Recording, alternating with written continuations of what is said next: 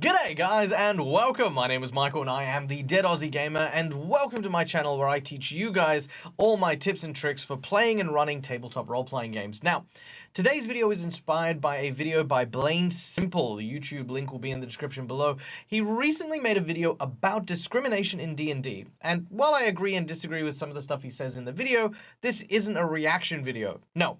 Instead, I want to focus on something that he mentioned and something that he had concerns about, and maybe have my own take on it, and that is role-playing as children's characters. Now, role-playing as children's characters comes with a lot of stigmas, and these stigmas are often very negative, and I wanted to go over just some of those stigmas and how we can better improve ourselves, whether it's as a player or as a GM, in order to role-play childlike characters, or child characters, should I say, not just childlike. Alright, so the first stigma, and probably the most annoying, is that children are an excuse for playing douchebag characters. Now, that's just not true. Don't do it, right? It's like playing evil characters, and everyone knows that I've banged on this melody for years now, and that is an alignment and an age are not an excuse for being a knob. Just don't do it. Don't be a knob. Unless everyone is okay with it and everyone has fun with it, there is no reason to do so. Oh, yes, no, my character's going to go and push you into a pit trap because my character's a child. He doesn't know what he's doing. Rubbish. Absolute rubbish. Stop it. You're a bad person. Okay. The second stigma that comes around is the idea that children characters will undermine the level scaling or the power scaling or the world scaling, should I say, of the game you're playing. Let me explain. Imagine playing in a group where you are playing a fighter. Your fighter is level 10, you're a grizzled old war veteran, you've been through a few wars, and now you're here on a quest getting ready to do this thing, right? And all of a sudden, you're accompanied by a level 10 barbarian who happens to be a human at the age of 11 years old, who can do everything you can do, who is at the, at the age in which everything is just about to ramp up for him, and you're just basically doing the same thing. Now, this will undermine the achievements, the feelings, and the vibe for the older character, because one way or another, a child character gives the impression, or whether or not that's an earned impression or just a fake impression, it gives the impression that you are just at the starting line. Whereas the older you are, you kind of look close to the finish line. So a barbarian child, for example, in this case, might be a simple case of, well, yeah, okay, cool. If I fail to lift this thing as my fighter, okay, cool. Hey, Gary, who is also an adult, can you help lift this? Barbarian comes up. Okay, cool. Yeah, no, we got this. All right. Whereas, okay, cool. I'm just gonna try and lift this thing. Oh, I can't lift it. Okay, cool. Hey, Gary, can you give this a go? And Gary's a 10-year-old who waddles over and goes, huh. Well, that's kind of how it feels. That's kind of how it goes. Now, there are certain games out there that do accommodate for a difference in age. Like, I know Pathfinder, for example, does have age penalties. And I know that games like, Tales from the Loop and Kids on Bikes accommodate for children characters. Those games are fine. They're outside of this exception. But it's when we play games like Dungeons and Dragons or things where there isn't really a distinction between the stat levels or the power curve between a child and an adult, that problem occurs. And it is a problem. It does happen. And there are ways to go around it, though, and we will talk about that in a minute. The third and final discrepancy, and this is a really rough one, there's no easy or light way to say it, and that is when we look at it potentially being a fetish or some kind of kink that is being expressed by a player. Now, I'm not going to go into what kinks and what's involved and how to identify them. That's a little bit mature for what I'm trying to say here, but there's two elements of danger. The first is if you are dealing with someone who is actively seeking that sense of fulfillment, I guess, by playing a child character. Now, there are some tables where that is perfect, and that is absolutely normal, and that's fine. It'll always come down to the group itself. There are also points where it's not appropriate, and where that individual is playing at the expense of the rest of the group. They're playing for their own personal gratification, despite what the GM and the other players feel. That's the danger. That's the dangerous point. The second type is when people are misidentified as being in this category. The second danger being that a person wants to play a child because children are great role-playing characters. They're an example of growth. There's curiosity. There's a sense of like looking to have a character who has a mentor, someone to take care of them. These elements of playing children are fun to do, and if someone has a genuine enjoyment playing a character like that, and someone turns around and sort of throws that fetish kink card towards them, it can create a whole bunch of nastiness that just erupts from there. So what do we do? What do we do about these things? How do we overcome them in order to get a great roleplay going? So, to get a good roleplay going, the first thing is let's deal with the kink thing. Not all adults who want to play children characters are obsessed with this idea. Even the people who are inspired by anime or other types of media are not into a kink. In Japan, there is a thing called shonen anime. Shonen anime, shonen manga. It is about young adults who are attempting to overcome great and powerful world-changing scenarios. It is about growth. It is about their characters learning and coming unto their powers as the series progresses. And I know it might sound weird. It might be like, ooh, but that's kind of strange. You gotta, you know what? Naruto, Cardcaptor Sakura, Dragon Ball Z, all of these shows, very, very famous and beloved all around the world, have started the same way, with children, as children. So it is not a fetish, it is not a thing, it is a genre. It is a genre commonly associated with Japan, and there are a lot of things that a lot of the Western world doesn't really understand about the culture surrounding this type of media, but it's not a sexual or a kinky thing. It is a I guess a genre thing. It's like liking playing a samurai. It's a Japanese character. Whereas, the equivalent of that in Japan would you be, a guy who loves Americans playing a Texan Ranger with his huge 10-gallon hat and pistols, It's just the understanding of how it goes. So, yes, be aware and acknowledge that is what people enjoy. Because even Goku in Dragon Ball Z, Goku was a child in the first Dragon Ball series, and that was a whole thing. Yes. So one, don't misidentify. Don't misidentify. Number two, children are a great way of building a relationship with other members of the party and NPCs. Because for a child, having a mentor, having someone who helps them accomplish things is where you want to be building your relationships. Let's go back to that scenario with the fighter and the barbarian lifting up something heavy, right? The only reason why that feels negative is because it's almost competitive. The fighter and the barbarian are trying to achieve the same thing, with the younger person being the one to achieve it.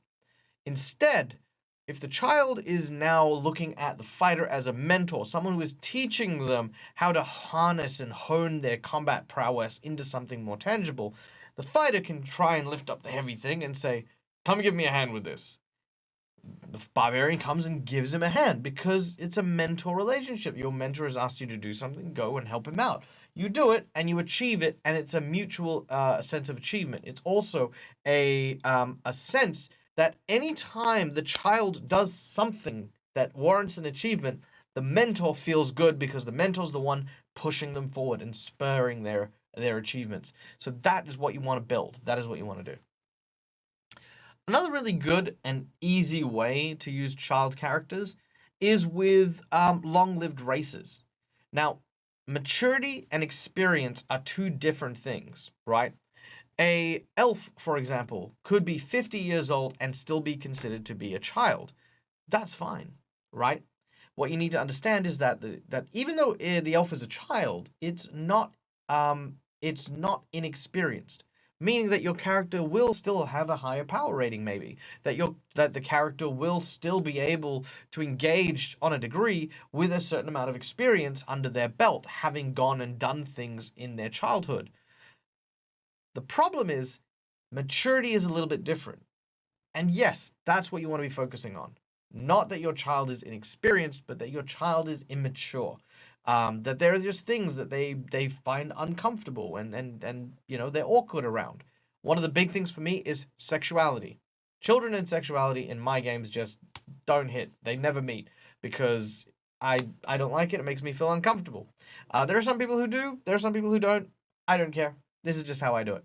If a child is ever confronted with anything sexual, I will have my character or that child feel awkward, bashful, and then retreat, right? Because they don't understand what's going on. They end up in the red light district, and the ladies of the night might go, "Oh, he's so adorable. He's so cute. I've always wanted a younger brother." And the child turn around and go, I just remembered I have something to do. Bye. And then the child runs off. That's how this scene works, because you don't want to have some creepy ass child going, "Yeah, hey baby, how you doing?" Because that just gives you the impression that you're an adult who's been transformed into a child. Again, also something that is a viable character thing to play, but we'll leave that one in the air. That'll come down to how a GM wants to play that. That's not role playing a child. That's role playing an adult in a child's body. Anyway. Nextly, the other thing you really want to look at doing is when you're role playing a child is you want to make sure that your child, right, is constantly aware of their sense of self and danger. It's a common misunderstanding that children have no fear because they're young, they're impetuous, they believe that, the world is their oyster and nothing can kill them. That is true to a degree, but that does not mean that children are going to throw themselves off cliffs for no reason, or that they're going to just go, "Oh, what? There's a ghost in there? Meh, whatever. I'll go in there and just, see how it goes." That's not how children work, right? That's how toddlers work, sure. But when you get to a certain point, yeah, they learn. Fire is bad. Don't put that in your mouth, you'll die. These little things. Make sure that your child has a sense of self-preservation as well. That if they are confronted with something that is fearful, frightening, or dangerous, that they show it, show that fear, show that, like just awkwardness. Ask the older members of the party, "Hey, like help me out. What should I do here? I'm scared." Right? Because that's what children do. Children cry as well. Children cry over scratched knees. And you're getting hit with a sword by an orc, and you're just like, "Yeah, whatever, boof." Right? No. Roleplay with a child. Be afraid of death. Okay. Last thing I want to wrap up on here. And this is again super important. Role playing as children should be something that you communicate with the group and with the GM. As a GM, right, you have the purview of being able to play anything in the world. You can play children, you can play catfolk, you can play elves, you can play whatever, right? To stifle a player and say you can't play children, have a good reason. Have a great reason, right? For me, a good reason is simply the world balance doesn't allow for children to be as powerful as the group will have to be. Another thing could be that, well, maybe I could accelerate the amount of time it takes for them to do stuff. Like, sure, we're on a quest to go and slay a dragon. What if slaying the dragon takes the better part of 4 years? Sure. By the time that this 14-year-old gets to fighting a dragon, he's 18 years old. There's nothing wrong with that. The passage of time is your domain as the GM, and just remember that the child can grow. The child can grow up. And lastly, you want to make sure that if you are GMing with a child at the table, ensure that there is appropriate content to be able to engage that person as well. You see, games like Through the Breach, for example, very kind of gritty Wild West game that I love playing, has children in it. There are, children who have been forgotten and turned into demons. There are children who have been corrupted by the blood of the Neverborn, all this other stuff. They are an active part of the realm and of the world, right? Generally speaking, if you go into the Yawning Portal in Baldur's Gate, you aren't going to really run across too many children adventurers in the Yawning Portal because it's a tavern, right? So you need to make some adjustments, make some allowances. It's like, including them in the world is as important as if you had someone with a unique homebrew race suddenly showing up at your table. You need to make sure that they're included, because if they're not, it's going to just make the player feel really isolated. It's going to make the character seem very out of place, and that the world isn't really accepting of what's happening here. So yeah, be sure to do all those. Thank you so much, everyone, for coming and listening to me today. I hope you enjoyed this video, and I hope you like the new look because we are going to keep it. If you guys have any questions about role-playing children characters, please leave a link in the description below or leave a comment and go check out the link in the description below for Blaine's video. It is definitely worth watching, and yeah, got some really insightful stuff there.